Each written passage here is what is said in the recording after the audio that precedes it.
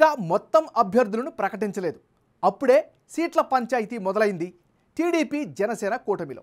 Ticket తమదే అన్న ధీమాతో ఉన్న Telugu Desam party నేతలు ఊహించని విధంగా నెల్లిమర్ల సీటు జనసేన ఖాతాలోకి వెళ్లడంతో సహాయ నిరాకరణకు దిగుతున్నారు.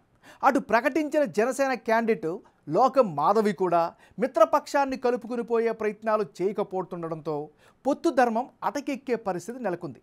ఆ క్రమంలో రెండు పార్టీల శ్రేణుల్లో ఏం జరుగుతుందో అన్న ఉత్కంఠ అయితే సర్వత్రా వ్యక్తమవుతోంది.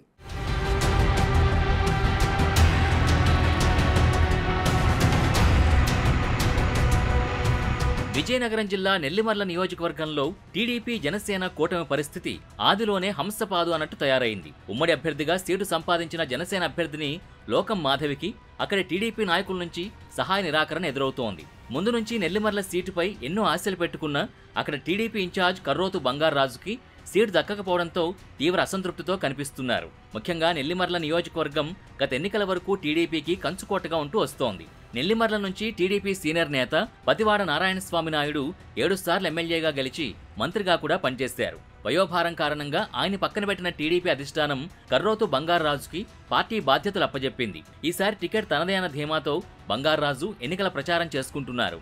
సీటు గెలుపు రెండూ ఖాయమని భావిస్తున్న ఆయనకు పొత్తుల్లో భాగంగా సీటు గల్లంతవడంతో ఊహించని షాక్ తగిలింది.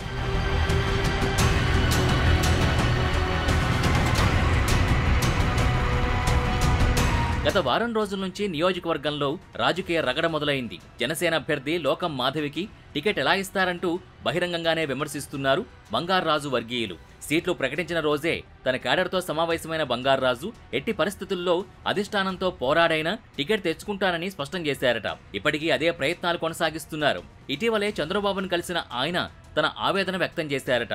నెల్లిమర్లలో జనసేనకు గెలిచే సినిమా లేదని, టీడీపీ అయితేనే ఖచ్చితంగా గెలుస్తుందని వివరించారట. చంద్రబాబు మాత్రం జనసేన అభ్యర్థిని గెలిపించాలని, ఆ బాధ్యత కూడా నీదేనని కుండబద్దలు కొట్టినట్టు చెప్పారట. మరోవైపు బంగారాజు వర్గీయులు లోకం మాధవి అభ్యర్థిత్వాన్ని విమర్శిస్తూనే ఉన్నారు. లోకం మాధవి ఓడిపోతుందని జోస్యం కూడా చెప్పేస్తున్నారు. బంగారాజుకి ఇండిపెండెంట్ గా కూడా గెలిచే సత్తా ఉందని ప్రకటిస్తున్నారు.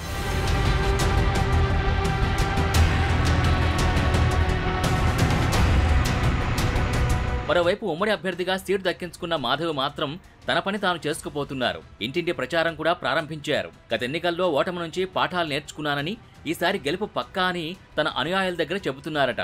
గత 3 ఏళ్ల నుంచి నిర్వహిస్తున్న సేవా కార్యక్రమాలు, సొంత నిధులతో చేపట్టిన అభివృద్ధి పనులు తనకు ప్లస్గా మారతాయని విశ్వాసం వ్యక్తం చేస్తున్నారట. అయితే టీడీపీని కలుపుకుని వెళ్లడంలో మాధవి లౌక్యం ప్రదర్శించలేకపోతున్నారనే విమర్శలు వస్తున్నాయి. అప్పుడే ఎమ్మెల్యే అయినట్టు వ్యవహరిస్తున్నారన్న టాక్ నడుస్తోంది. కూటమి భాగస్వామిగా ఉన్న టీడీపీ నాయకులతో టచ్ మీ నాట్ అన్నట్టు వ్యవహరిస్తున్నారన్న ఆరోపణలు వినిపిస్తున్నాయి. సోషల్ మీడియాను ఎక్కువగా నమ్ముకుంటూ ఆమె వ్యవహరిస్తున్న తీరుతో అసలు నెల్లిమర్లలో పొత్తుందా లేదా అన్న గందరగోళం కనిపిస్తోంది అటు జన సైనికులు, ఇటు తెలుగు తమ్ముళ్లలో. మరి అక్కడ పరిస్థితిని రెండు పార్టీల అధ్యక్షులు కలిసి ఎలా సెటరేట్ చేస్తారో చూడాలి.